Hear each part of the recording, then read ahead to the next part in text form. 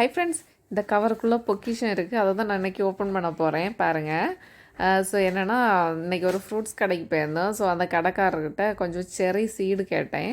So நம்ம இப்போ கடையில் வாங்கினோம்னா நிறைய காசு கொடுத்து வாங்குவோம். அந்த கடையிலேருந்து கொஞ்சம் அழுகின பழங்களை வந்து தருவீங்களா அப்படின்னு கேட்டோம். ஸோ அவர் வந்து வீட்டில் நட்டுறதுக்காக வச்சுருந்தார். ஸோ நாங்கள் கேட்டதுக்கு வேண்டி எங்களுக்கு வந்து ஒரு கை நிறைய இந்த சீடு வந்து எடுத்து தந்தார், அழுகின பழங்களை எடுத்து தந்தார்.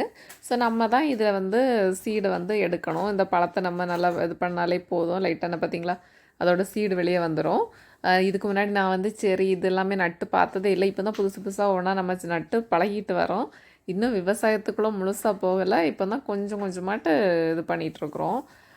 நம்ம வந்து ஆல்ரெடி லிச்சி செடி நட்டிருந்தோம். ஸோ அந்த கடையிலேருந்து வாங்கின அந்த லிச்சி ஃப்ரூட்ஸ்லேருந்து தான் நம்ம சீட் எடுத்து நட்டது. ஸோ இப்போ அந்த செடின்னு சூப்பராக வளர்ந்து வந்துட்டுருக்குது. அவங்கக்கிட்ட தான் நம்ம வந்து இப்போ இந்த செரியை வாங்கிட்டு வந்துருக்கோம். இந்த செரி எப்படி வளருதுன்னு அடுத்தடுத்த அப்டேட்டில் பார்க்கலாம். ஸோ நான் இதுக்காக ஒரு பாட் எடுத்து வச்சுருக்கிறேன். ஏன்னா நம்ம இப்போ முளைக்க வைக்கிறதுக்காக தானே, ஒரு குட்டி பாட்டு போதும்.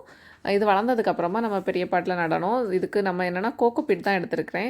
ஸோ நம்ம ரேர் வெரைட்டிஸ் எல்லாம் நடும்போது ரிஸ்க் எடுக்க வேண்டாம். நம்ம கோகோபீட் போட்டோன்னா அது சூப்பராக வளர்ந்து வந்துடும்.